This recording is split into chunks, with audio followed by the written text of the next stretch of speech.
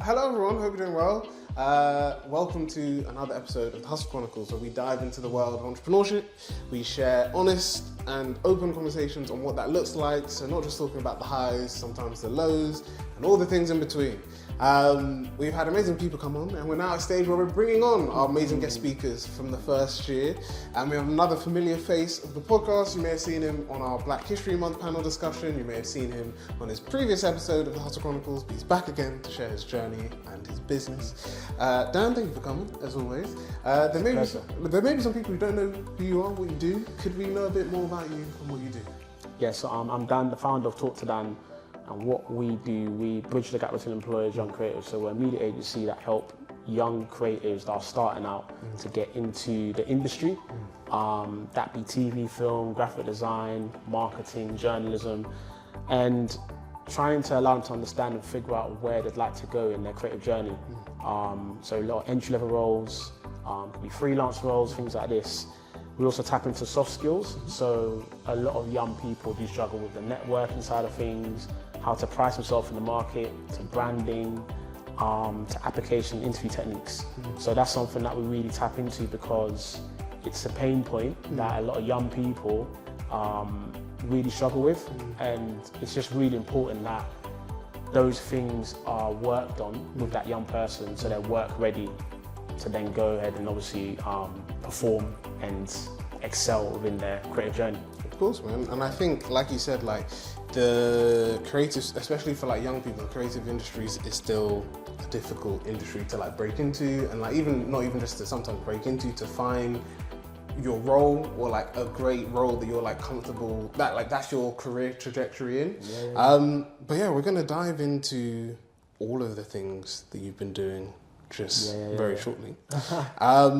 But yeah, let's start the first question, which is looking over the past year. So you've been in the podcast over a year ago. Since you were last on the Hustle Chronicles, what's been the biggest development or milestones for Talk2Dan? The biggest development or milestone, I would say that probably the growth of the team. I mean, now looking at the July event that we done, Talk2Dan for Media Jobs, I was there and I was standing there and I was like, wow, like, you know, you had me and Nicole first in the first year. And then Millie obviously has been part of that. And then you have 4 people in marketing, so it's on a rolling freelance basis. And then we had Gonzalo, who has come through a university placement with us. And then you had Amani, who done photography work experience, and Eleanor and Zoe, who also did work experience for us. So in total, I think, if my maths is correct, I think I mentioned about 8 people there, 8 to 9 people at the event. Now we only have 3 media partners, so 3 companies, but I think the extra help really was great in a sense, and it also shows how much we're growing. And also one of the biggest things for me is that you can see the steps we're trying to take because we want to expand. So, you know, we're now a CIC, you know, and I think that's a big step in a sense where I'm a registered company now, and you know, when you start to like, you know, when you worked for companies, you work for companies, you're like, okay, how have they done X, Y, Z? How have, you know, like paying people, which we've been paying people anyway, regardless, but it's now there's a system now where, you know, you've got people on payroll, or, you know, you're just kind of like bringing everything together and like, okay, as the time goes on, things definitely get more difficult, but you learn along the way. You learn from other entrepreneurs, or you even learn, accumulate wisdom. You know, people might not be there anymore, but you're learning from how they done it and what not to do and what to do.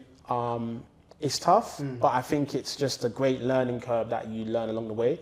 But yeah, the team side of things has really been like the big bit of it. And then just becoming a CIC, I think companies see that as like, okay, they're a CIC.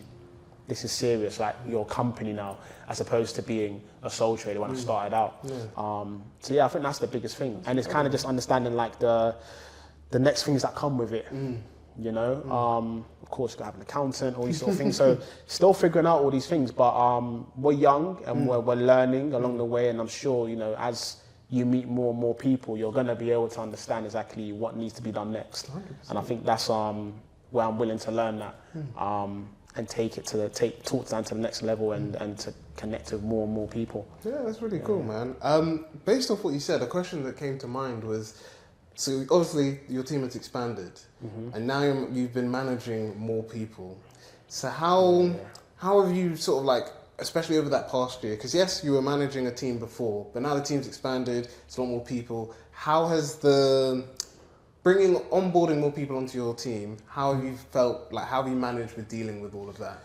Yeah, onboarding is not simple. I think you've got to get the right people, know who is going to fit right for your team. I think one of the biggest things you've got to look for is the qualities. So like, for example, Nicole's been with us for maybe 4 years, come October, I'm correct? I think that should be 5, to be fair.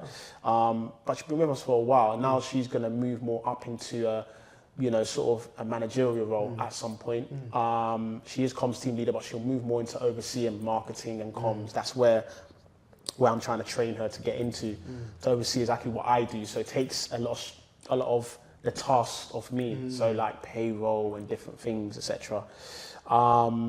Repeat that last bit again. No. So it's like, so now that you like, how have you developed like your own, I guess, managerial skills and like leadership skills? So as you mentioned with Nicole, like obviously you've got more people, maybe delegations played a part as well. Yeah, I think So obviously, the more people you get on board, the more difficult it becomes, because obviously you've got more people to, well, one, feed, but also to look after and to make sure that they're part of the team. So for example, as much as the marketing team, they're freelance and they're on a rolling basis, it's a matter of like, okay, when's the last time I gave Anya work? When's the last time I gave Chelsea or Ishrin work? When's the last time I gave Abida work? And sometimes they might not have work for the next month or so. And then you've got to think about, how can I utilize X, Y, and Z to do what needs to be done in the business? But then also you've got to look at your budgets, look at what you have in the bank and what you can afford, because you've got to pay people for these things, and think about what's priority. So what I'm doing now and have been doing is really training Nicole slowly. And she's been doing part of it, creating workspaces for the marketing team, overseeing work experience, doing interviews for work experience. So she's done all the interviews for the work experience that came on board for the event program. All these key things is just ensuring that we, one, take on the right people, but then also she's taking responsibility, and I'm able to look at things like, okay, how do we expand now our event program in Manchester? Let's look at locations. What funding can we look at that's going to help us really expand the business and keep us going, for example? And Nicole has actually done funding. She's done a couple of applications. So again, I'm kind of letting her understand the nitty-gritty things that I might do that she might not see, where she can take over in a sort of sense where I'm still there, but I'm sort of like behind the scenes. So that's how the delegation's working. And also it's just the people marketing, like Anya, Abida, Chelsea, and Ishrin, they all have a speciality, but I'm also allowing them to explore other areas. Anya's great with people. Abida is an editing wizard, I believe. Ishrin, she's very young. She's still in sixth form. She's great at art and design. That's her speciality, right? And then you've got Chelsea, who is someone that has worked in the community space and just event space and wants to really connect with people. And it's kind of seeing like where they could all develop. Kind of always working with them in their people skills and little things, and all seeing, okay, this is where you could develop, or these are things that I've noticed that could work well. And sometimes they might say to me, okay, this happened and this could be even better. So things that I don't see as well, and that's how even the delegation side kind of works as well, hearing from them, giving them a voice, Yeah, 100%, man. I think like what you said, like two things that are really important is delegation, because you can't do everything. And even to be a successful business, you literally can't be involved in everything. That's why teams have like managers and senior managers and all of this stuff, because the person at the top cannot be involved in every little decision that's being made. But also, I think the second thing, like you said there with your marketing team, is as essentially indirectly their manager, you've seen like, oh, they've all got like different strong, like yes, they're in marketing, but they've all got individual areas where they're really strong at. And I think even just like welcoming that and like being like you said, like, oh, you've got experience with community leading, so I'm gonna, I've got this community-based idea. I think this could go this way. What are your thoughts? Do you want to lead on it? Stuff like that is really key, because I think sometimes people think as whether you're a business owner, whether you're part of an organization, that you're like, whatever's in the job description, that's what they need to do, like if they're, I don't know, they're in marketing, but they've got a really passion for like public speaking and stuff, you're like, some people just like, don't worry about that. Like, do the job description. That's what's most important. Yeah. But a good manager and a good organization will be like, actually, no, like this person is really good at, like public speaking. They should be given opportunities within our organization to do it. And I think, like you said, like being able to identify that within your own team is really great to see how you've been like supporting their growth. Yeah, and it's about personal development. That's what it comes down to. My personal development, their personal development. You got to speak to people. I mean, even when I speak to the team, Abida, Ishfeen, I always talk to them in the sense of like, what do you like? What don't you like? Where do you want to develop? Where do you want to grow? I asked them actually that when they first started, in the sense where, would you be open to doing this? Would you be open to doing that? So they're in two different folds. You might be at an event one day, or you might be having to do some research to connect with media partners, for example. But they know what their speciality is and what they focus on. But I think you've got to give people a chance, and if you want to see people grow and learn a new skill within their role, you've got to teach them, but also you've got to see that they want to learn. I think obviously, like, cool, with TikTok, for example, on live right now, Nicole is the one that brought up TikTok to me, and she was like saying, look, like, definitely get on TikTok. I remember when actually we went on TikTok first, went live, and we done like, oh guys, we're going on TikTok. And then I remember having 61 followers actually at one point. And then now we've got 300 and something followers, I think. 300 followers. So it's a nice number. I'm not talking about the numbers, but I think going on TikTok, going on live, building, connections and stuff and things like this is good. But we still haven't like got this is someone that knows TikTok in and out. But there are different people in the team that do know TikTok in and out. Dan, like, do like a get ready with me, or do a day in the life and things like this. And obviously it's all in the plans, it's all being done, if that makes sense. But also, again, it is about how fluid can that be, because you've got to book in people, you've got to have them in, and again, it's freelance on the basis, and make sure there's a budget involved and stuff like that. So but yeah, I think I've got a really good team that I've met. Like I said, I've met these people through the work experience program we've put out, and I think that's a blessing. I was just actually bumped into Millie actually, because I had to we had a catch up, but I had to also get like a USB off her. But yeah, like, I think again, like I said, and it's funny, the team is actually very woman led, but actually obviously we have Gonzalo, who has been in and out doing like walk and talk to Dan content creation. Amani, who done a bit of photography. So, but yeah, I think, it's just great to see how willing, like, the creatives that I want to come in and actually learn different things, Yeah. That's incredible. We're going to go on to the second question. And the second question is talking, as you literally just mentioned, you when you were last on, you spoke about how you're looking to go into new programs and new plans. So it'd be good to know about the new programs that you've launched. Obviously, there was Talk2Dan for media jobs, Dan Approved, but also it'll be the first part of the question is like, how have these programs evolved that you previously mentioned? But also let's talk about the new ones that have come through as well. But then also, what is the impact you've seen on young people that you've been supporting over the last 12 months with all of these programs? Yeah. So Dan Approved has done so well. I think that's something that's been very, what's the word I'm looking for? Accessible, but also focused on one area, which is your CV and how you can actually get yourself out there to the media employer. Becoming Dan Approved, and I always go back to Max, because that guy is one in a million. Like, to the point where I'm still in touch with Max, we still connect and talk, and we're meant to link up very soon. We will do. I'm sure we're just busy people. But when he, had that conversation about like Dan Approved, it could be this, and you can think about how you could have a USP that makes you different to a lot of other companies, because those young people that you train are Dan Approved, and a lot of young people be like, I need to become Dan Approved. Like, I need to be part of that Dan Approved community. So we have a group chat, that where young people are Dan Approved, and they get those exclusive opportunities, right? I think obviously these opportunities have given young people access and understanding that there is more out there in the industry.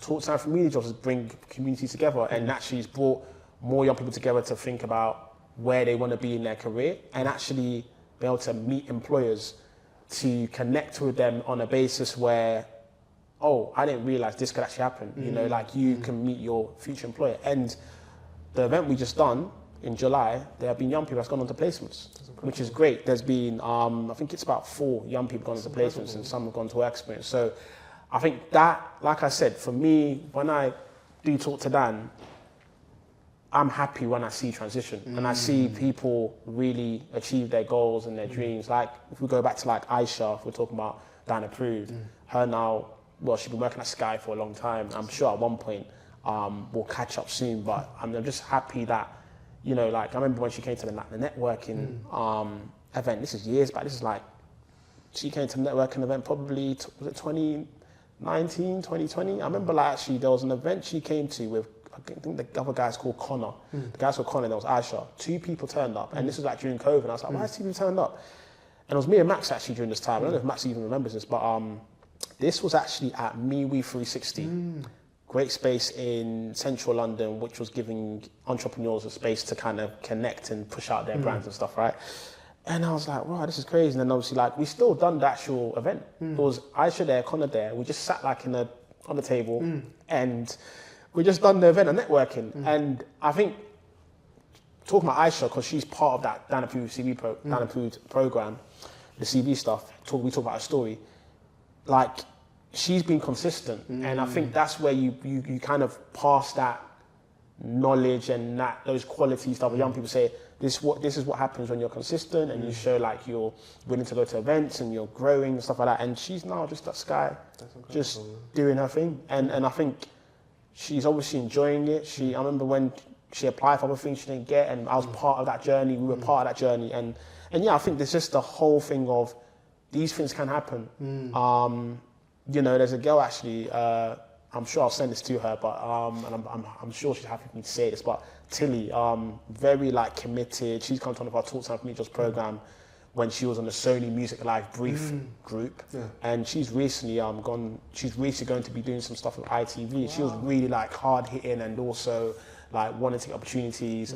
She's in the journalism field, and yeah, lovely girl. And I think, you know, like, I just meet a lot of different people from walks of life, and I think that's the great thing. Like, I'm just in a community where I'm always going to meet young people that are willing to like just grow and build their own and want to learn more. And I think, you know, the space that we're creating, like Talk2Dan Community Jobs, is a safe space for anyone from different abilities, different communities, different barriers, you know, because not every person that walks in, you don't know what they've gone through, what their situation is. So I think that's the USP or the unique side of things with Talk2Dan for Media Jobs and Dan Approved. It be online or in person, you know. So yeah, it's a blessing. That's incredible, man. And I think, like you said there, it's like for like any young person like watching or listening, like it's if you don't get involved in these programs, like you say, like the thread route of like, you know, it might be like you enter one program, but then there's different ones that these organizations like yours are doing. It's like if you don't engage with it, that's when like the benefits won't come through.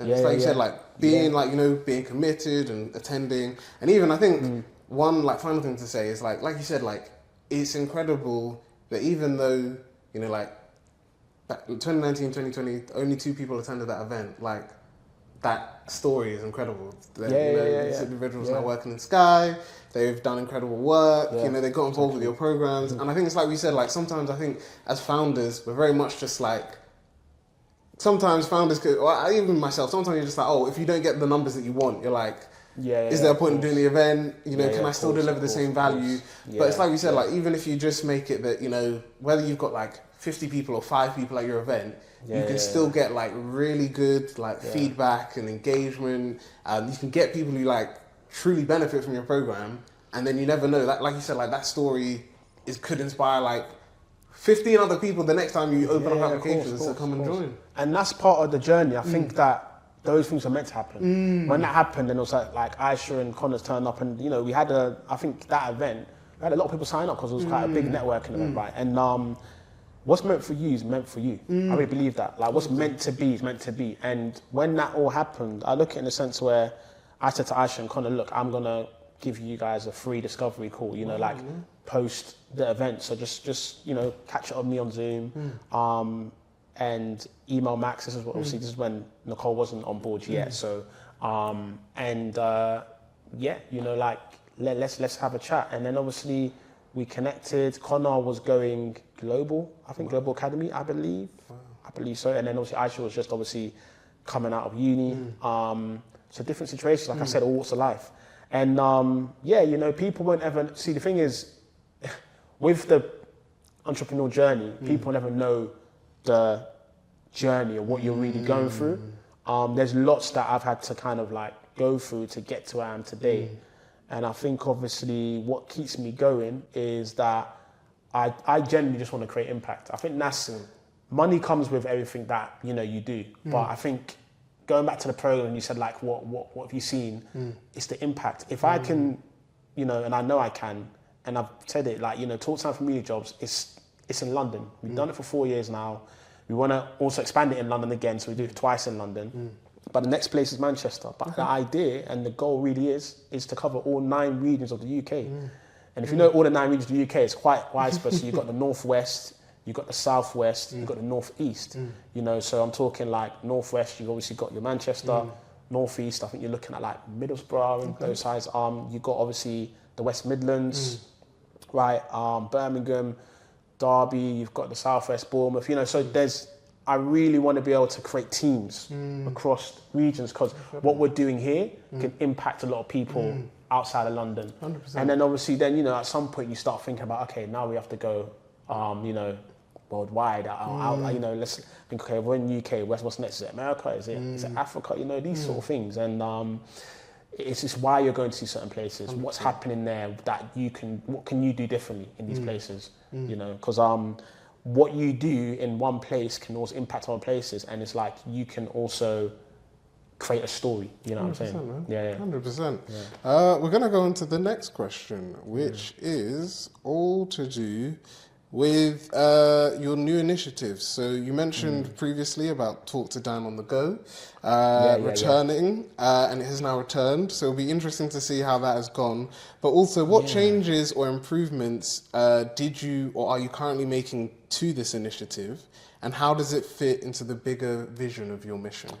Yes, so Talk2Dan on the go first started on Instagram, or just me, obviously, on a stool in a studio room, where young people are able to talk to me about their pain points in the industry. So it's general and tailored advice, such as like standing out from the crowd on your CV, social media, first impressions, how to kind of put yourself out there, maximizing your online presence, mastering the art shadowing. So these are kind of like general sort of pain points or tips that young people can take away and use within their creative journey.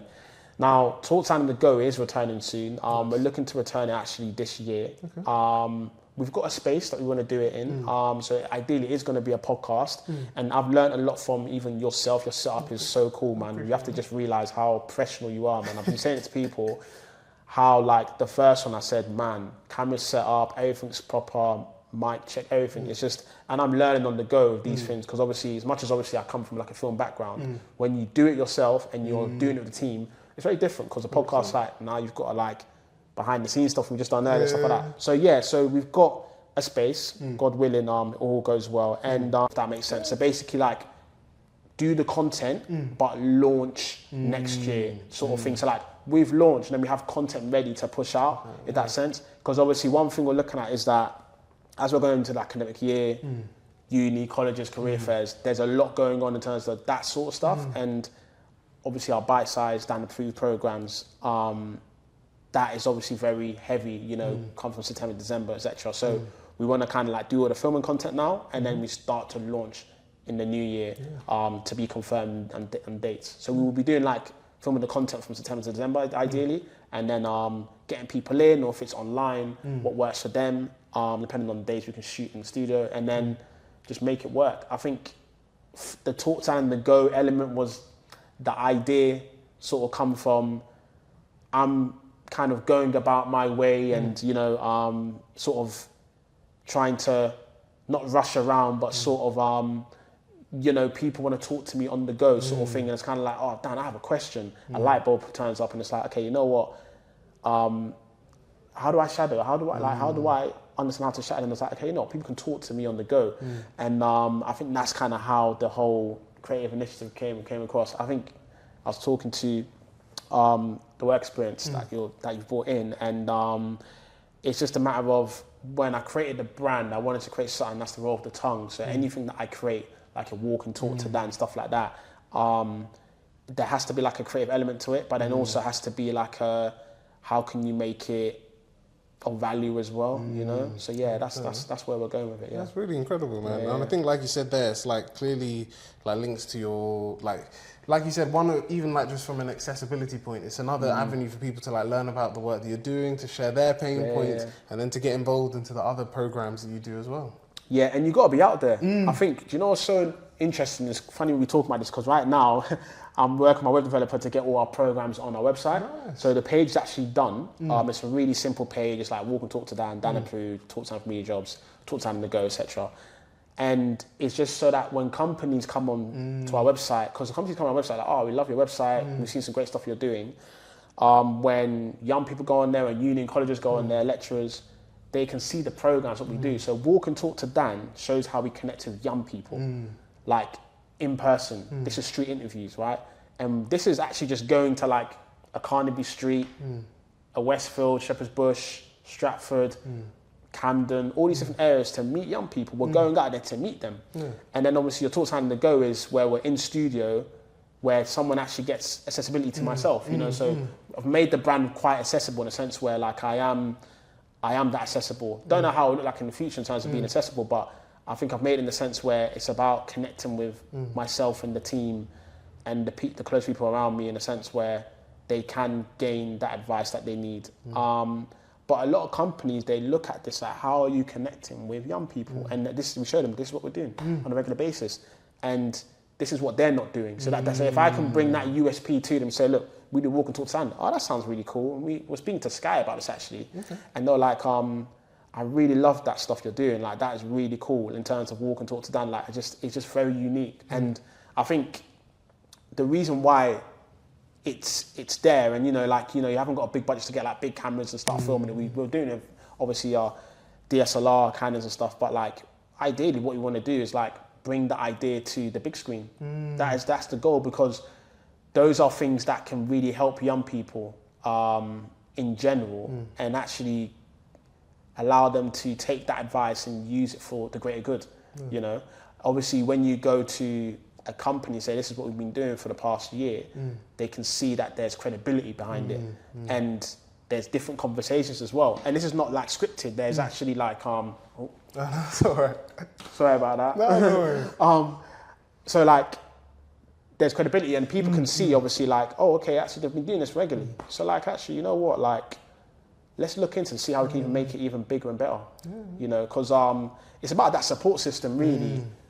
Just having companies behind what you're doing and seeing that, you know, this can be something different. You know, so 100%. Yeah. And I think, like you said there, like sometimes people don't play, or like don't not even play, but they don't take into account that like if there's like, you could be doing incredible work, but it's also about how do you show people that work. And like you said, like whether it's through like putting on your website, you know, curating your social media pages, because people like when you reach out, and I think that's one thing people sometimes, I would say sometimes do forget, even like before you do the whole like, if you send someone, if you do a cold call and you reach out to someone, you're just like, hey, I love your organization, love to work with you, X, Y, and Z. Like, people will do their research and they may look into you, they may check out your LinkedIn pages. If you've got a public Instagram page, they may look into this or TikTok or whatever. But they'll also like check your website because they'll be like, what do you guys do? Like, who are you? What do you, like, what makes you guys? And for me, that was one of the things that through someone who's actually on this podcast called Ju, she runs a design studio called DBJ. And like through her, she was saying like, oh, you know, like your website's good, but like, I think you need to like upgrade it and think about stuff. And I was just like, she's got a good point. Then you know, now like we've got our services on there, we've got the some organizations similar to yours that if people want to know more about them. But it's like we said, like if you don't have information on your website and you make it like accessible, easy to use, easy for people to find stuff, then no one's gonna know about like what you're doing and the impact that you're having. Yeah, and I think it's about having those positive conversations. You can kind of call it, I won't even say it's constructive criticism, I think it's just having it's like a round table discussion, you know, that sort of thing where I think that the more that has to happen, where like maybe this is like a round table and you're having people, creatives just talking about what they do and kind of talking about, oh, you know, like you could like develop that, or like, have you ever thought about this? And it's just positive conversations because it's collaboration as well. So I think obviously what she's mentioned to you is good in a sense where, you know, I've had it before. I could tell you some stuff I've had. Even I'm actually going to bring his name into this. I'm going to message him. I haven't spoken to this guy for time. Davide, my old manager. Yeah, he's Italian, and Italians I get on really well with them. They're great people, man, and they're very straight. Like they're very straight to the point. And I remember when like I was working with him, he saw my Instagram because I used to like try to like do all the talk to Dan stuff in the morning. I was doing the works, doing stockroom stuff, and then so my Instagram is like this. He's like, Danny, this is so man. What the man? I don't want to swear on the podcast. No. And then he was like, man, you can't have this thing here and this. Man, you have to. Why you have so many posts? Like, what you doing? And then obviously, it was funny. Then I was listening. I was like, you know what? I'm open to constructive criticism. I like that. And you see, when someone's from the outside looking in, they'll really give you that proper, 100%. Like, you know, criticism, like say, look, this is what it is. And it's only for the best for you. They do it because they care. Even one guy, he's a chef, right, at Yard Sale, and he was, big up Diego, man. And he was telling me, because I posted our event on the Tottenham storefront. Nice. They let me kind of put that up on there, like to kind of showcase our event and creativity and stuff. And he was like this. He's like, man, I really like this. It's really nice because he's Venezuelan. I don't know if I'm doing his accent properly. I really like this and it's nice. But man, if you just put looking for job in media, man, that'd be so simple, man. Because basically there was a date up there, and then there was the QR code, and then it was like, so maybe a lot of things are happening. So seeing he does DJing as well. So I'm sorry, not DJing. What am I talking about? Producer. Okay. So he makes music, right? And yeah, I just think kind of what he said. I was like, you know what? Cool. I'm gonna take that on board next time. It's gonna literally be like, want a job in media? Sign up here. QR code. And it's like, I want a job in media. Why not come to this? Talk to media jobs. Why not? No need to make it like put the live brief on the actual post that you're putting on here. That's the storefront. People are like, what is this? Like, it's a bit confusing for a new person. I was like, what is this? So when he said that to me, I was like, cool, man. But it's you know, it's some of these guys that it's not them being rude. It's just them really being open and passionate about like, look, man, this is how it should be done. So from there, and when Davide spoke to me about that, from there, the whole Instagram changed. I wish I could show you my Instagram from like earlier. It never looked like how it looked now. It was just, I can't believe how it used to look. It just wasn't it. Yeah. I'm talking like the template, how it looks, how it can be accessible for young people to kind of see that there's a job being posted, there's this. It just didn't look at it, man. It just, I mean, I was starting out as well, but I mean, when you start, you haven't got that much support in terms of like how you should kind of put things out there, dimensions, things like this. 100%. But big up Davide, big up Diego, man. Yeah, man. Yeah, man. And I think, like you said, like even for us, like so originally when we started on Instagram, our @ was like at Pick Up the Mic Brunel, and it was because like we were, we were just like, oh hey, like we're all Brunel students. One, we were also just like, the fact of the matter is, like when we started out and reaching out to people, we were just like, people won't know what Pick Up the Mic is, but if we associate ourselves to our university, like people will be like, okay, cool, this is, you know, this clearly makes sense, this is who you guys are.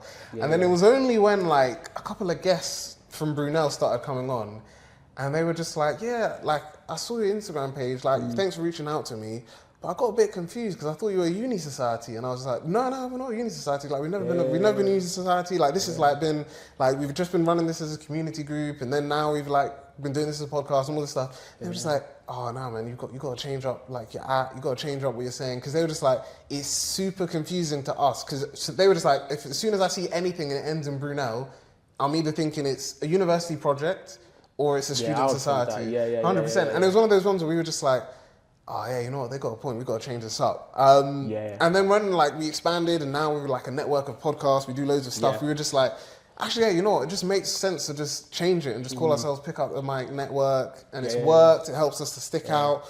But literally, like we said, like unless like someone had been like reaching out to me and saying like, no, you need to change this, especially like because now we're all at a stage where we've all left Brunel, we've all graduated, so we're not even students anymore. And you're still focused on the student experience. So that's the main thing. I think that's what's great because you're looking into all those things, all those, you can kind of say like microaggressions, like all those things that young people go through or students, and it's like there's no one talking about these things. But actually, you come here and like, okay, that's interesting. Like I've learned something from that, and I can use that in my experience. So 100%, man. I definitely agree. And let's pick up the t-shirt. Man. That's the merch there. I don't know how many people on TikTok like. That's the merch there. It's time to pick up the mic. I'm gonna get one myself. No, I appreciate it. Man. Yeah, looking proper, man. Even like I was gonna say, we spoke about off camera, but like I love the merch as well. You've got the tracksuits as well. Yeah. But I think I don't know, man. Even for me, like I was just like I need. Like I just gotta have some merch because I was just like recording and like we said about talking to people. This came because I don't even remember who it was, but someone was talking about it and they were just like, "You're doing all these podcasts, like you're going to these events, you're doing all these recordings. Just like you don't have like a little T-shirt that says like something to do, pick up the mic or your logo and stuff like that." I was like, nah, I just didn't really feel like I was like, maybe I should wait till we bring in more revenue. All this, no, man. Even if it's just you, just like. Get a T-shirt for yourself, sort out. And even like my brother and a friend of ours who they record a separate podcast. So theirs is this one here. I was like, you know what? People have got a point. Like, if those two, they're known for this podcast, they record it. Why shouldn't they have a T-shirt that literally has like that logo on it and says like they're associated with Pick Up the Mic? So 100%, man. Well, to be fair, I've got a long way to go then because we've created a lot of variations to Talk to Dan. Talk to Dan for Really Jobs, Walker, Talk to Dan, Dan Approved. Talk to Dan and the Go. So I've got 4 other T-shirts now I've got to get. But obviously, because it's an addition to Talk to Dan, it helps. And obviously, I mean, like, I've worn this many times and people will stop me, Talk to Dan, what's Talk to Dan? Or like, I'm talking to Dan, you know, that sort of thing. So I think, just seeing that, if I was like to read that from afar, I was like, that's interesting. I think, okay, it does something in like radio or like, production and stuff, and it creates conversation. 100%. And I think that's the thing. People are very visual. You know, like I'm visual to the point where like if I see something, and it could have a lot of things going on. Like I don't know how much I'm quite big on like watching stuff on YouTube. There's a guy who was on like a dating show, and he does like oh God, what's his name actually? He's a plumber. Aaron the plumber. Okay. If anyone knows Aaron the plumber, they're not what I'm talking about. He's on a dating show called Pop the Balloon. Artlet Amelia. I'm shouting at Artlet. Artlet should get me on that show, you know. And then basically he has a thing where he was hey yo, baby, you fine in a real way. He kept saying in a real way, and because he kept saying that, everyone kept saying it, and I think he made merch in a real way. Wow. So like in a real way was his thing, like and brodaski. So brodaski means bro, but in America, like brodaski, it's like, how you doing, brodaski? Like, and it's like, it's so funny. So like, what I'm trying to say is like, when you can create little elements or little sayings and stuff, people like, they're visual like, okay, I need to now use that. 100%, man. And I think like you said, like sometimes it's not necessarily like a plan, like it's not like a, I think sometimes people think it's like planned or it's pre-made, but literally like we said, like with the example you gave, that wasn't the case. It was literally through just who he was and like his personality, and literally like people say, like sometimes it might be like a saying that you say all the time or like a quote. It might even be something that someone comes up, like someone like, whether it's like with your podcasting or radio or whatever, like it might be something someone else says about your business and you're like, wow, I never, like, that's actually really good. Like, why don't I have something that, like, promotes this? So I definitely agree, man, 100%. We're going to go on to the next question, which is all to do with overcoming challenges. So with this question, you can go to as much or as little detail as you'd like. But what challenges have you faced as Talk to Dan has grown, especially over the last year? And how have you adapted to keep providing value to young creatives? Yeah, I think the challenges for me has been the funding element, more the monetary side of things. I think obviously to make things move forward, you do need the bunts, as Carl Froch says, a bit of the bunts. He says it on his podcast, a bit of the bunts and you're making the money, right? I think obviously to keep things going, to pay people, to grow things, to do things, something outside of London, stuff like that.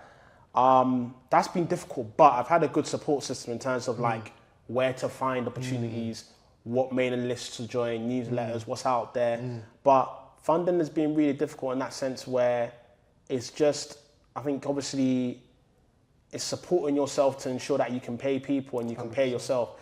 I think obviously going forward, it's one of those things where you kind of plan for the year or plan the next 6 months down the line and say, okay, what realistically can we do with who we have on board as a team, and what budget have we got to make these sort of things happen? You know, because obviously if I want to build teams in Manchester and this place, you obviously got to ensure they have some sort of fund or something, or the council in some sort of way is supporting you to do that sort of stuff.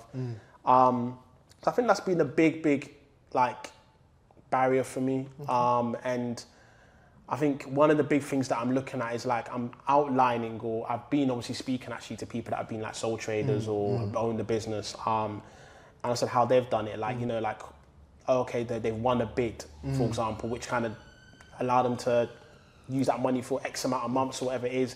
Or if that bid didn't come through there, it's quite tough for them, that sort of thing. So I think looking at funding and bids and things like that, and kind of like, you know, again, people said, oh, try to get a bid writer, but it is quite costly. And I know about bid writers, actually. I know some people that have done bid writing, or know of companies that have used bid writers, for I say. But I think, the funding element, it's not that simple. I mean, like one big place I definitely want to like shout out is Yard Sale Pizza, because obviously they and some people may not know, but they've obviously supported us during our events, like sponsoring us through like pizzas and brownies and stuff. Things have changed slightly, but they've given big support, you know, and they're just a brand that's just growing. Like I'm talking like growing crazy. Their branding is so on point. They know what they're doing. And I've got obviously a good, you know, I believe I've got a good connection with the owners, Nick and Johnny. And at some point, I remember when I was at a staff party at one point, and it was like, oh, like, you know, if you ever need like, you want to like chat, have some, you know, just talk about things, let us know we're here to like, you know, just chat. I know I've put like, you know, that's something that I would always kind of like make sure I, you know, if I need some sort of support, just kind of like someone that can be an ear and be like, oh, this is what I'm thinking. What do you guys think? Because they've done it. And obviously I don't think, see, when people open up a certain amount of shops, they've got about 14 shops, if I'm correct. If I've got that wrong, that's very embarrassing, but I think it's 14 shops definitely. And I've got another one coming on the way, I believe. But I think obviously with what they're doing, they've created a great brand in the sense where, you know, you can learn from those things. And like, that's why I was talking to you about like payroll and all these things. And like, when you're actually in a place like, okay, open up a shop, how easy is that? Is that simple? Having the lights on, make sure you have insurance, employability, liability insurance, all these sort of things. And understanding all these things that you've got to do, because obviously you've got to make sure like things have got to be approved before you open up a shop. 100%. Lots of different things. You're replicating the same thing, but you've got to make sure things are, you know, in place. So I think, it's just talking to people that have done it already and taking the increments of what they've done and understanding exactly what they do. Because I know at some point, not just myself, even yourself, we're business owners, and we'll get to where we need to be, that journey. I think it's just a matter of you just got to learn along the way, talk to the right people, and keep the connections close, you know. Of course, I respect what you do. I respect what a lot of people do as well in terms of like their brand and their business. And I think obviously having open conversations is what's helped, but funding has definitely been a big issue. But I think going back to like, you know, I was talking about Yard Sale Pizza, it's the community element that they have, and also to help us with our events, pizzas, brownies. It's kind of tied really nicely as well, actually, when we've done the events with them. Their branding, our branding, and that has all come from obviously building a great relationship with Yard Sale Pizza, and obviously talking about what I generally do and kind of like letting them understand exactly what we're trying to do to help the next generation of creatives get into jobs, you know? Yeah, of course, man. Yeah. And I think like two things to say on what you said. I think even like from the pick up the mic side of things, funding is definitely something that we're just like, I know for both big and small organizations, funding is a difficult thing, whether it's, you know, changes in DEI policy, whether it's just like, especially for the creative industries, funding is always difficult to find. But I think, like you said there, like one thing that's really helped is just like, we've recorded this episode, so by the time this comes out, it might be out, it might not, but we had an interview with someone and they were talking about the importance of like networking laterally rather than always like looking to network above your level. Laterally, so you mean in terms of like people are on your level? Yeah, because they were saying like, for example, like, you know, this is actually, like, this is a callback, but when you did the Black History Month, if you haven't watched it, I definitely recommend it on the Pick Up the Mic YouTube channel, but our Black History Month last year, you also mentioned the same thing. So you were talking about how, like, if you needed advice with like podcasting, you know, you could reach out to me. If I needed stuff with media advice, I reach out to you. And I think that's one of the things that's like really been important is like, there's been a lot of people through Pick Up the Mic that like I've learned stuff, we've tried different things, and that's only because like these people, like I've asked them a conversation, been like, hey, could you, like, would this be something of interest to you, or are you able to support? Even with this like new program we're hoping to launch like in October, like a lot of the people who are mentoring on it, I was just like, look, you know, we're trying to get funding, we're not at a stage where I can, like, we're trying to just get this funded, but like I don't want to keep this on pause. There's like a lot of people interested, and they were just like, look, man, like, just we're happy to help. Like, let me know what I can do. Like, you've been great. And I think it's like what you said, that like they know, and I think that's like my bit of advice for anyone like watching or listening. Like that's been the biggest thing that I've learned with Pick Up the Mic is. There have been opportunities where I've either asked people to do stuff and I've not been able to pay them based. I'm not saying like people should do things for free all the time. I agree that like you need money to live. So of course, please get money in. But there's been people that like, even like yesterday, for example. So I went to this event. This person came onto the podcast. They heard about, like, we literally just spoke about their journey, and they run a like community organization, and they were just like, hey, look, like, I've got this event. I don't have a budget, but if you're able to, I'd love for you to come, capture content, make some videos from it. I was like, yeah, I had a great conversation with you. Why wouldn't I come down and like help you out? And you know, I went, had an amazing time. It was a great vibe. But yeah, I've told people like, there's organizations that like have told me like, look, unfortunately, we don't have a budget. Like, we're actually going over budget with this event. And I'm like, look, I'm not going to be that guy to just be like, no, I'm not going to do it, or like I'm going to charge you extra. I'm like, there are people that are doing incredible work. They just don't have the finances. And I've seen that it's been like, for me personally, it's been amazing supporting them. And yeah, like the final thing I'll say about it is like, we've got an organization called STEM who support women in STEM. And like them, I don't know if I reached out to them or if they reached out to me, but we've been in touch like for the last 2 years, probably. And like over those 2 years, like they've supported me with events, I've supported them with events. They've like introduced me for people on the podcast. I've introduced them for people who can support their efforts. I've helped them find venues for their work. And the biggest thing that I've seen from that is that if as soon as they knew that we were doing media stuff and wanted to like us to support them, if I turn around and said, no, I can't help you because you're not going to pay me. Like the whole, we've done so much now that I'm just like, the money should never, like, I'm glad the money was never the main focus. And I think, like people got to look at the bigger picture, man. Like obviously, look, I mean, be open to skill swapping. Skill swapping really just meaning that you may know something that someone else doesn't know, and then you're going to learn something obviously from, you know, that you like to learn from someone else. So a lot of people are about like, oh no, you got to pay me those, and I get obviously we're in a world where obviously of course you know people need to live, you need to obviously be able to pay your rent and you know buy your food or sort of.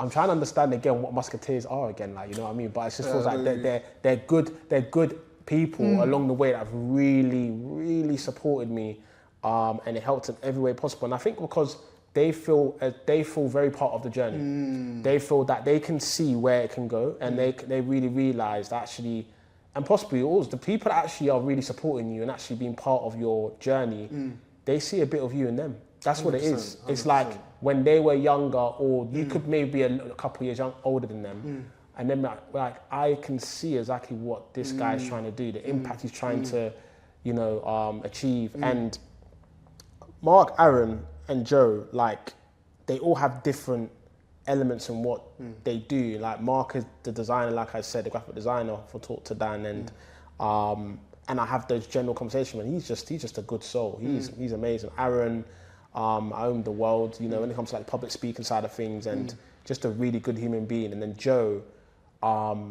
such a calm-headed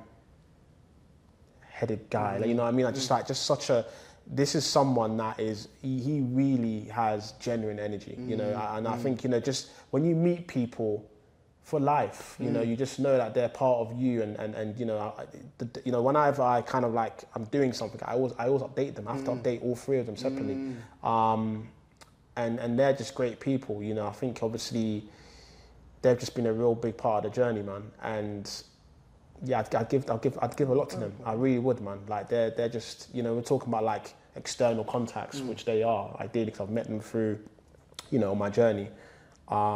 Yeah, they're really part of that. You know, it's a blessing. It's a blessing, honestly. Yeah. And I think like one thing to add on to what you just said there is it's really key because, and this was something that someone told me about, like when it comes to funding, is that like you can have people can have the best business plan. You can have a clear like, oh, you know, in X amount of months it's going to bring in this much money, whatever. Yeah. But people sometimes underestimate how powerful you as an individual is when it comes to like funding.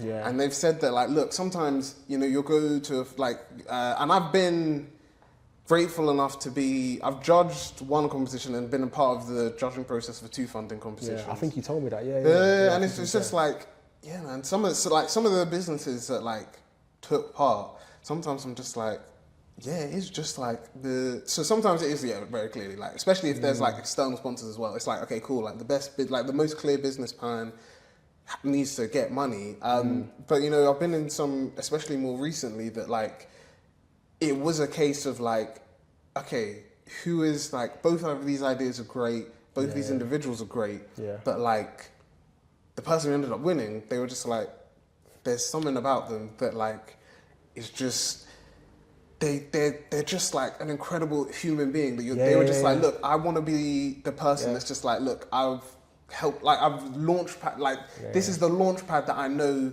that they're gonna need. Because sometimes, sometimes people get surprised, but sometimes this is where it comes down to. It's like, look, A's got like a really good, you know, business idea, business pitch, but I know this person will never ever fail to get funding. Like they might not get this one, but I know like if they keep on pitching exactly the same pitch, exact same way, they're gonna bring in like investment or grants or whatever. But they were just like, this other person, not that necessarily that they wouldn't, but they were just like, you isn't like the way they came to this interview, the way that they were, and it wasn't necessarily because, you know, they had the best pitch or, you know, they carried themselves in confidence the whole time, but it was just about like who they were on like as a human being. And like these, and like none of these judges had met the person before. They were just based off of like this 20-minute, like 10-minute pitch, 30-minute conversations, a 10-minute pitch, 20-minute questions. They were just like, I like, it was tough, but they were just like, this person is incredible. Yeah, you're on the other side of it, kind of judging these people that are coming to get a fund and kind of build their business. And, you know, people invest in people. You know, first impression count. 100%, man. And obviously, that's where, if I just go back to Yardsa, I've obviously worked with them, I still work with them, in a sense, where obviously, when I first stepped into that space, I was like, this is a very community place, you know, like, and you meet certain people in the brand where it's like, oh, this person does this, that person does that. And then you see, people go off first impressions and you have to really show first, the get-go, you have to show who you are. Be true to yourself, obviously. But people invest in people. I don't care what anyone says. I mean, at the end of the day, when it comes to business, people want to invest in you as a person, work with you, because I can work with them in the business. Some people, when what comes out of their mouth comes out not the best way possible, and it's like, I couldn't work with this person. Yeah, it just doesn't do it for me.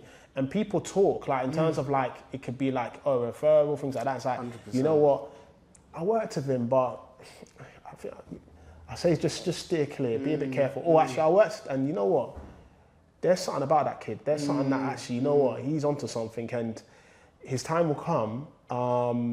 I help support him in this area, but like, you know what, there's just something that he's doing that's really impactful. You know, so people talk, but also the first impressions and just the way you know what, your tongue's powerful. Mum always taught me that. What you say is what you get. You know, and you know, like that means that if you're today saying, oh, I'm gonna expand this, what you say is what you're gonna get. It's powerful. You have to really believe in what you're saying, because some people will just, you know, do a facade thing and, you know, to get the bunts, the bunts again. But I think, listen, like, people need to just know that people invest in people. At the end of the day, all these brands I've worked with, all those partnerships that we've built, they've only done that because they invested in us. Can we work with Dan? Yes. Can we work with Nicole? Yes. Can we work with that person?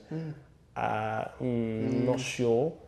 You see, so people 100%. invest in you. Just forget the business for 1 second, all the values that it holds. People are talking to you directly. What can you do for me? Or what can you bring? Or how are you going to impact it? And your energy and how you put yourself out there, people are like, this is a genuine person, man. This is a real person. You know, so some people, a fly wants to interact with our conversation.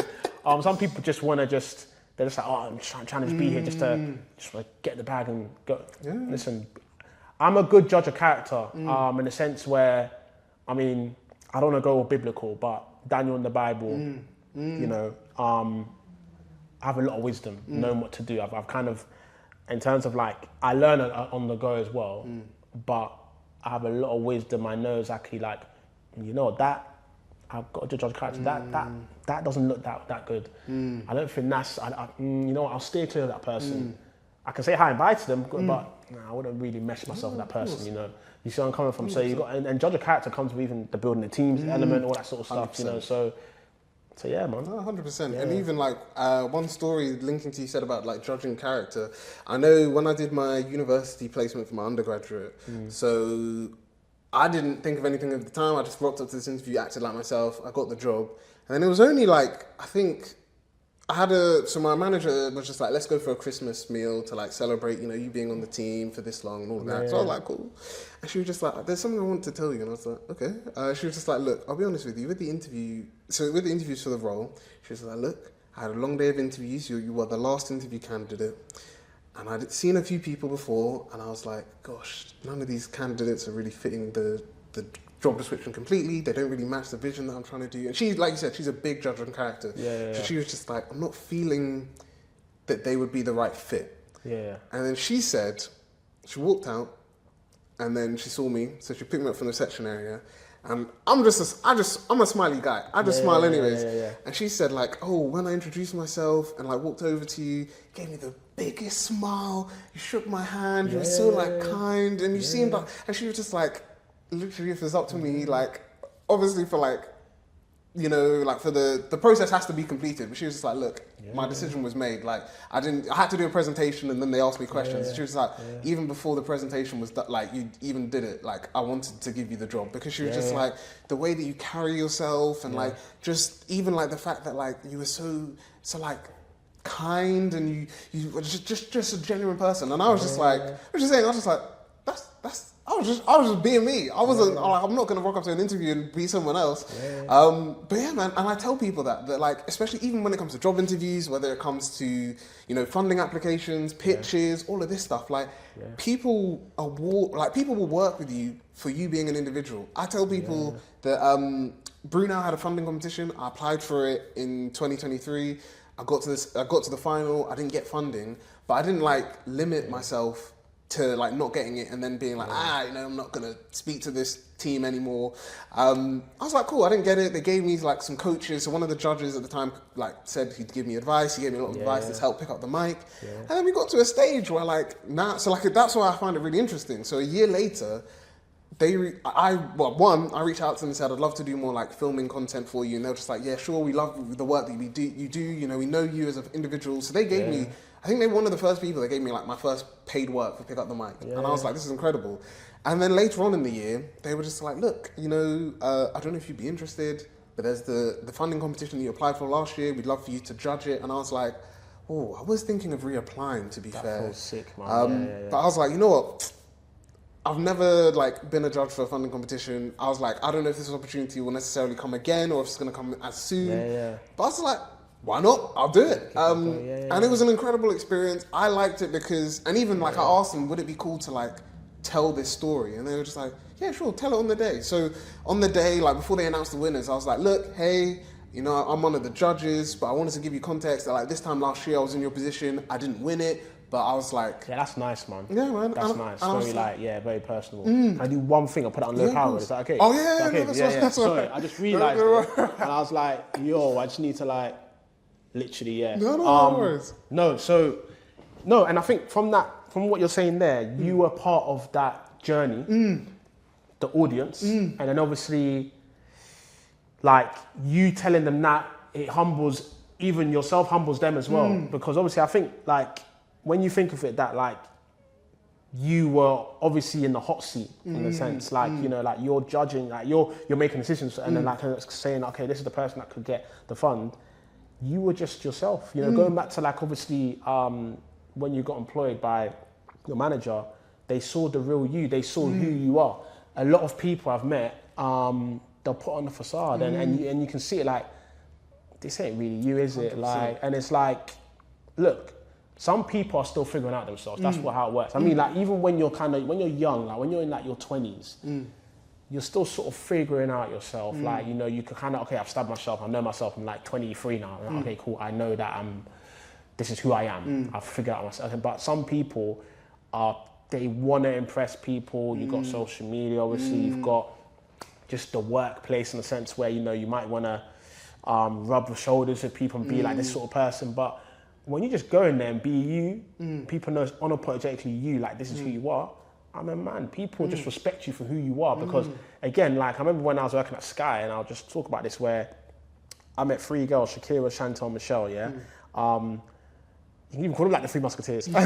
And I know when I met them, I was like, these are amazing women, you know, like, that have come into my life. But also, like, I was just me coming into work. Like, I'm just very, like, you know, I'm coming from, like, ends. So, like, you know, like, all of them lot, like, I mean, like, Chantal was close to me. She was, like, near the Wembley area. But, like, I mean, the thing for me was that I'd come in a tracksuit to work, to Sky.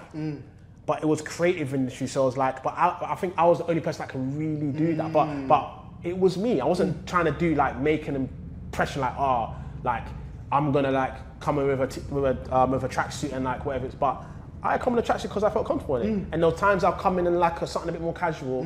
But I'd wear a tracksuit, and then the girl's like, oh, Dan, the way you just rock out with a tracksuit, like, I don't know. And then, like, even my manager was like, it's like, to be fair, like, Dan, the way you watch it, like, it suits you, and, like, you can rock it. And I'm like, yeah, I just feel comfortable, you know, and, like, and because after that, when work's done, I'll go gym, you know, like, and so I have my days off and I'll wear something different. But that was me. I wore tracksuits. I'll tell them, I wore tracksuits to Sky, and they never told, you can't be wearing that. I mean, this was me. What are they really gonna say? I'm not saying, like, everyone go away. I'm not saying don't do that. I'm just trying to say, like, that's how I felt. I felt comfortable doing it, and it was professional. It was like, what I say professional was like, it was a clean tracksuit. It wasn't like I'm coming there, like, all, like, you know. But I think what I'm trying to say is that your first impressions, how you react to things, how you put yourself out there, people take you at face value and be like, okay, this is what I'm getting. You know what I'm saying? And that's what you showed your manager, and that's why she brought you on board and said this. And that's an amazing experience, man. I think, like, to judge that, man, that must have been, one, obviously quite an experience, a bit, like, nerve-wracking, but also at the same time, like, you learned a lot from it yourself, like, man. You as a person, you know what I mean, when you're doing that, yeah. And even, like, that's one thing I would say, even, like, it's the same with recruitment. So I've been fortunate enough to be on both sides of recruitment as well. So being an interviewer and being an interviewee, and I'd say, like, if you can be on the other side of a funding competition, it really does open your eyes to things, because sometimes you see, like, and I know that you don't always get feedback, which is what people say is sometimes annoying, but sometimes you'll see that, like, look, it's not because your idea is bad or, like, they didn't like your pitch or whatever. Sometimes it's literally just because, look, man, they're like I said before, they're like,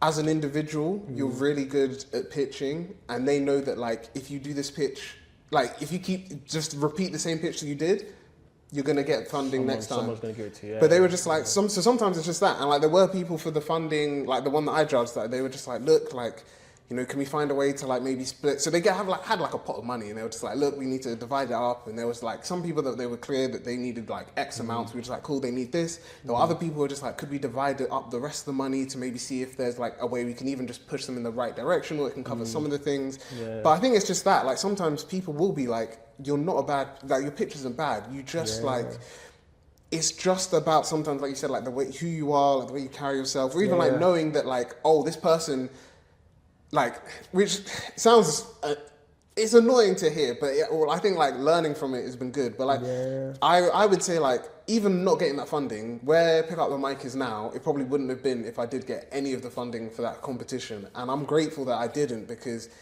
like, one, it built up resilience, so I was able to still continue and like create impact. But also it's just been like a really great eye-opening experience to just know that like, hey, look, like I can still do Pick Up the Mic without necessarily having like all the funding that I need or stuff like that. So I think, you know, look, like at the end of the day, I can still do Talk2Dan about the funding. Obviously, the funding helps, of course. 100%. It's a big, like, booster, of course. But I think, obviously, like, when it comes to, like, what you do and what you love, you'll make happen anyway. 100%. You make happen, because at the end of the day, I always look at it like this. There are people out there that are like, and my brother said this to me, it's like, you don't even think about this. You're at the computer, you're doing your work, and you're out there just attacking the day. And there's that person that's actually on Instagram, Twitter, TikTok, whatever it could be. Oh, I'm waiting for that next job that Dan and the team's gonna post out. I'm waiting for that next event. Like, you know, I know Dan does some cool events with like companies, and there are some people that are actually behind the screens like, I can't wait till something comes out. So you're gonna let those people down, or you're gonna do what you're supposed to do and impact the world. You see where I'm coming from? So you're the voice. Make happen, even through all the turmoil and all the things that you might go through. And of course, like me and you, I'm sure there's lots of different things that we go through that people may not know that can obviously impact day-to-day activities and just in general. But resilience, like you said, 100%. You have to be, and it's funny you talk about this. I've got a piece of paper. I can't remember all of the different traits, but it's personality traits of an entrepreneur. And then obviously resilience is one of them. It says something to do with unsatisfied person, so you want to kind of achieve more. Leadership's one of them. So there's just different traits, and I have that stuck actually on my wall. I can't remember where I got it from, but I think it was like from maybe a talk that I was, kind of like a program I was on, a Celebrate program I was on. But I think that having that there is good, because it always reminds you that actually, you know what, you've got to be these things to do what you're doing. 100%. Not everyone can do what we're doing, and that's okay. Because the thing is, see, social media will make you think that this is easy. Will make you think, people got them, like, quit your 9 to 5. I would never tell anyone to quit their 9 to 5. 100%. I want to promote that. I mean, yes, I'm a business owner, great, and I have a company and I have a team, but I'm not going to go out there and be like, you know what, you're tired of 9 to 5. No. It doesn't work like that, because this is not meant for everyone. Not everyone can be the leader, let's say, or not everyone can be the business owner. Yes, it looks attractive, but there's a lot of things that come with it. Are you ready to make that move? Are you ready to kind of like take that next step? Yeah. Because when you got to start like, you pay people, you're going to expand, or you're going to, even the equipment, things are not cheap, you know. You got to, you want to make things look attractive or just do things. You got to invest in yourself 100%. And the business and 100%. Make it work. So, are you ready for that? Some people are just like, I'm gonna build a business, I've got a clothing brand, and I'm like, do you know what comes with that? The marketing, the money to buy the clothing. Have you thought about all these things? Merchandise, who's gonna run social media? Like, so, you know what? I didn't even think about that. I just saw something and I was like, yeah, you know what? I just had this idea and I was gonna push out this thing. You haven't thought about it properly. Do you really want to do this? Do you love it? Is this really what you want to do? Like, if I ask you right now, do you love podcasting? The answer should really be, yeah, and there's a reason why you got into it. Like, I do generally love what I do, and I could do it forever, but one thing I would say is that I can step away from it in a sense where I do like the increments, the little bits, where there's now people that are just running different things. That's when obviously you're in a place where, and people are doing that now, but in a larger scale, you know. So, like, do you love what you're actually doing? Don't just go out there and be like, I can be an entrepreneur. It's simple, yeah. And people have it because they think it's cool, but trust me, there are a lot of things we go through. I know for sure we can talk about, we could be here forever, that people may not know that entrepreneurs go through this. 100%, man, 100%. So, yeah. We come to the last question. Cool. Which is to do, funnily enough, with personal growth. So, okay. It's a good question. How have you I feel like you might have touched on this, but maybe the second part, not so much. So how have you personally grown as a leader and an entrepreneur in the last year? The second part is, what lessons do you want to share with other creatives who are building something of their own? Okay. So the personal growth bit, I think one thing that I'm wanted to definitely get back into is even giving like 30 minutes a week or hour a week where I'm actually just focused on one thing I want to learn in the industry or just in general. So like it could just be like understanding a certain sector, tech or gaming or just different things, because I used to do this, believe it or not. I used to like Fridays or like personal development day. I had it in my calendar. Personal development day for me meant I don't make that whole day personal development. Basically, it's like I'm gonna learn something new, just to kind of like, you know. And I was documenting this stuff because things have got so busy, and now I'm expanding. Now I've got a team, and I'm kind of pushing things in different places. I haven't had time to actually do this as much, so I really want to get back into that and personally grow myself, because obviously you practice what you preach, right? If you're there telling people the soft skills elements, you should also be doing the same things. 100%. With a creative, if they're building something right now, a business like you're saying, right? First of all, think of it, what is your why and what's your end goal? You know, so when I say your why, it's like if you ended up one day saying, oh, you know, I actually can't do this no more, this is hard, it's difficult. Always go back to why you started. That's what I always do. And I know why I started this. It was personal experience. That's more like, you know, it's homegrown. So like I'm in this. Media is what I love, and I always love media. I love just creating content and creating stories. So your why is really important, and then obviously the goal. You know, what are you trying to achieve? What are your commitments? What do you want to? Who do you want to impact? Are you looking at creating a whole new market? You know, that hasn't actually been looked into. I think what's really important is that people need to understand exactly that what you're trying to create, if it's a product or service. What are the things that you're trying to teach people? What are the things you're trying to allow people to understand about your business or about that market? And also what are the things you're trying to gain from it and learn from it as well? Because I'm learning things from Talk2Dan and the business and media in general. So those are the things. Your why is really important. That's the first bit, because a lot of people just do things for doing things' sake. And obviously you have a business, you might be like, oh, you know, I saw this trending, and I think maybe I might become like, you know, the next Speed or the next this. And it's like, why are you gonna be the next Speed? Be the next you. Speed's great. I mean, Speed, what he's done, like, is great. Kai Sanet, these guys like Drewski, I mean, I rate these guys. These are talented creators, man. This fly wants to attack us. It's the smallest fly, but wants to attack us. But these guys are very clever how they do things, how they brand themselves. 100%. But I always say to people, don't say you want to be the next this person. Be the next you, but take increments from what they're doing possibly, and then learn, and then kind of like, you know, do it in your own style. You know what I mean? Because Drewski's Drewski, and I was watching something that he was actually putting out on his YouTube channel. He's got 1.something million subscribers on his YouTube, and he's doing it all himself, and he's doing content that actually should be for TV, but I get why he's keeping it to YouTube, to keep it his own. But yeah, like, just be you, and like when you're just kind of like doing your stuff, do you love what you're doing? You know, like some people might see that, oh, like the trainers industry is like really booming. It's like, oh, you know, I'm gonna create my own shoes. And I'm like, why do you want to create your own shoes though? But you know, like, I saw like my favorite rapper doing it, so maybe I could do it. I'm like, you're doing it for the wrong reason, man. Do you love like, okay, you want to do the work, you want to do the workout thing? Like, I've always loved the fitness industry, right? At some point, possibly, I want to get into that side of things, but I have to think, do I love working out? Do I breathe and sweat, and is that something I really want to do? Because you gotta understand, once you do it, you're in it, and you know, if you fall out of love or something, then you're like, why did you start in the first place? You know, because you got to really grow it and build it, and you want to see different avenues for it. So, you know, love it first. Love it first. That's the main thing. And 100%. Then what's your why? Go back to the why. If you end up falling out of love of it, and then there you go. You know, that's as a creative, that's how it should be. And then all the other things will come into play.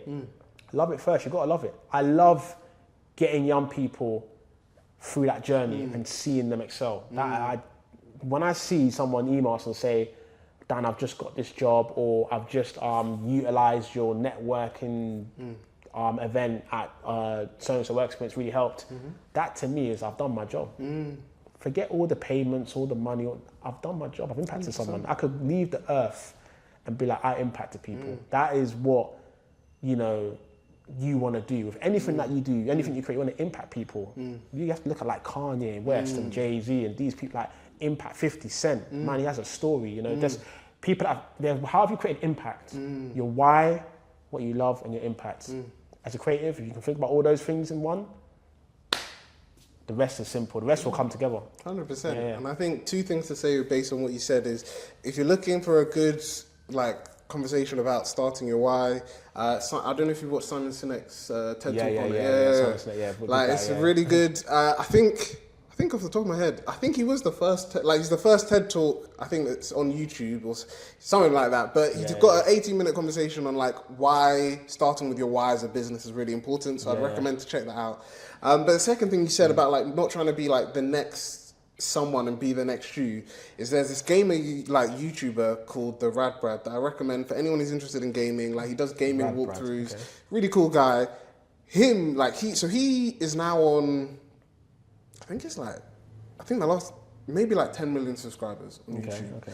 And he's like really humble. He is really down to earth. But even like, so I think I found him in like maybe 2014, 2013. Yeah. But it's really interesting to see his journey because like when he started out, he didn't even want to be he didn't expect he'd get to where he is now. So he even recently was doing playing through a game and he was talking about, I think he's been doing it for like 15, maybe like 15, 16 years. Yeah. And he was just like, his journey's been, like, he finds his journey really incredible because he was just like, I started out like in the early days of YouTube. So when he was doing videos, he had to like go to his like college library and upload it. So he said YouTube back then, you couldn't like keep stuff saved and then post it at a later date. You literally, if you wanted something out, you had to go upload it there and then publish it.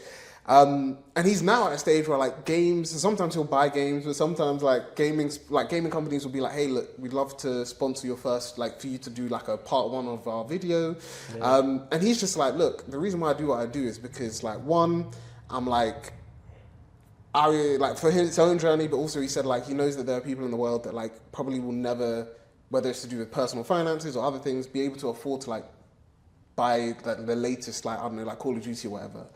And he was just like, well, why don't I just like play, like I like Call of Duty, I like this game, I'm gonna play through it.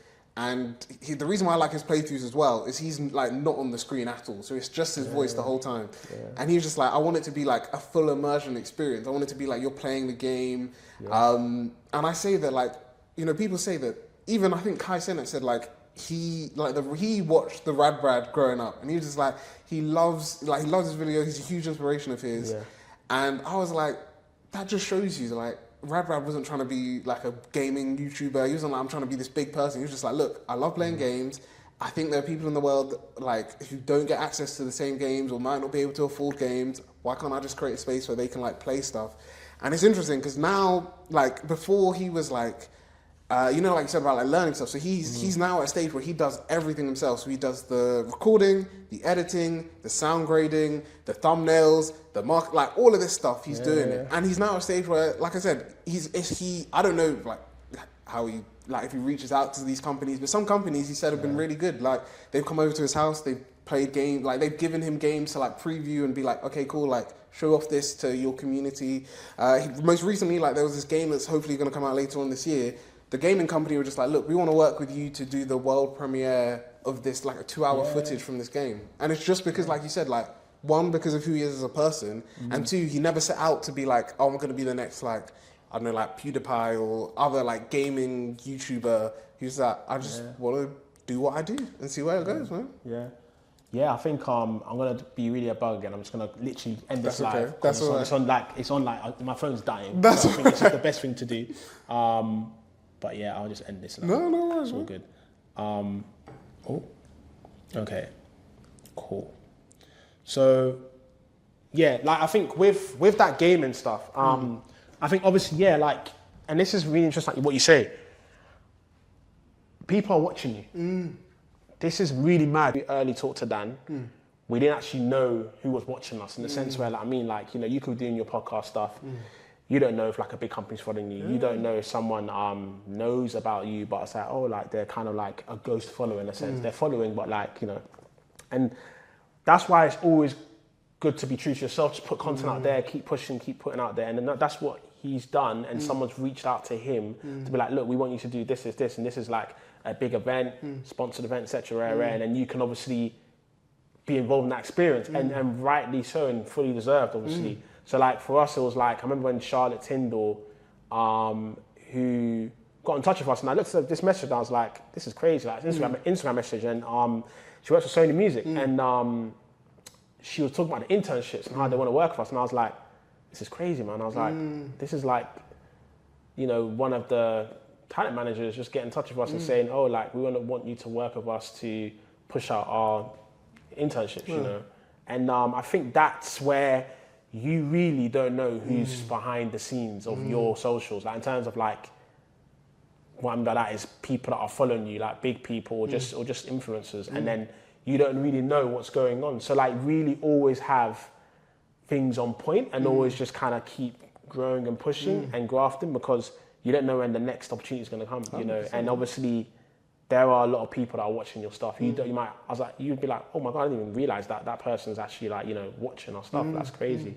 So I think that's like the most important bit, where you have to just keep going, which he was doing, and he was just being himself. Didn't want to be the next so-and-so. I know there's a lot of our competitors, like you got Fiverr as a competitor, obviously. You got other obviously, so, you know, freelancer sort of services and stuff, right? The talent manager, of course, but you've got to think you are you, and you're unique in your own way, and you're going to obviously put something out there that no one else is doing, and you're doing it differently, you know. So obviously, I think that's the whole thing of like, pick up the mic, for example. To me, it feels as if like, this is something where, imagine there's one mic on, and I'm going to bring my creative side of it, imagine there's one mic on the table, and everyone is trying to sort of voice their opinion. And what you've done now is given a voice to entrepreneurs and just people doing great things in the community to be able to speak to, one, the next generation, students, people that are wanting to understand a bit more about how to navigate just general nuances, I guess, of getting to where they need to be. So that pick up the mic element for me is like, I've got a chance to kind of say something and put myself out there. So again, that's where I'm just kind of like telling a story or kind of feelings. If I'm a consumer, that's how I kind of see it, right? So yeah, so again, the person that's following you could be looking at that and saying, you know, this is a really great concept. We want to be able to work with this person because they've got good values. They really show how they want to connect with their audience or their consumers, and that's how the cookie crumbles, man. Like I think Brad, right? That's his name. Yeah, he has just shown that I'm my own person. I know there's a lot of, you know, sort of a lot of things going on around me, but I'm doing my own thing, and this is how it looks like. And I think obviously if you can make it work and people can see that, they'll just invest in you and be like, you know what, this is the right time. What will come for you will come for you. What I mean, like, what's meant for you is meant for you, you know, 100%. In a sense where like, when the time's right, you will know that, okay, I'm prepared for this, I'm ready for this, and then this is exactly his calling, right, Brad? You know, it happened for him, and it happened. So if it's meant for you, it will happen, and that's what it is. 100%, man. Yeah. That's it. We're at the end. Yeah, man. Cool, man. Thank you very much. It's been a great, honestly, man. I've really enjoyed it, and I'm excited to see, because now you're part of an elusive group, because we will now we'll invite you next year to see what's up with Talk2Dan in the year 2 of being on the podcast. And we're excited to see what happens next year. But in the meantime, this is your opportunity to share. How can people connect with you? What's coming up? I would say take this as for the next, from now till the end of the year and probably into the new year as well. Of course. Any opportunities, programs coming up, anything that people could connect with? So, look at that. Go ahead, man. Yeah. So, guys, it's been a great conversation with Jeffrey here, Pick Up the Mic podcast. Obviously, love what he's doing. Love that he's given a voice to the next generation, I guess, of students, and kind of allowing them to understand exactly what's out there. For us as a media agency, we have got a lot of different programs we're running. Dan Approved CV workshops. So if you're looking to upskill yourself in the CV profile element, key skills, wanting to get that job, definitely get in contact with us and actually get your CV looked at by our team. We have online events running fortnightly. We have Talk2Dan Bite Size, which is basically digestible content, networking, application, few techniques, things like this that you can actually get involved in online and meet other young creatives, where we give you advice in that element. We have Walk and Talk to Dan, which we'll bring out very soon. Street interviews, so we might bump into you in Stratford, who knows, in Camden, the hotspots ideally in London. And obviously we have our Talk2Dan for Media Jobs event, which we want to expand, which will be coming back next year. We've just done an event in July where we've got young people into placements. What else have I forgot? So Bite Size, Talk2Dan on the go. So yes, we were looking to actually build our own podcast. Talk2Dan on the go is where we are talking to you, students, young people, from walks of life, to actually help you into gaining advice in the industry. So from mastering the art of shadowing to possibly understanding exactly how to make your best first impression, on your first day of work experience, for example. We talk about all these things and invite you on the podcast, or we do this online and looking to really connect with the next generation. So that's kind of what we got so far. I think that's everything that I've kind of mentioned. Perfect, man. Thank you very much. If you haven't connected with Talk2Dan, please do check them out. Links will be in the description. Make sure you connect with them. Thank you to you, our wonderful audience, for coming back for another episode. If you like this episode, like, comment, subscribe is always appreciated. If you want to make sure you don't miss any of the other episodes of the Hustle Chronicles or any of the other content on the Pick Up the Mic YouTube channel, make sure you click that notification bell at the bottom of the video.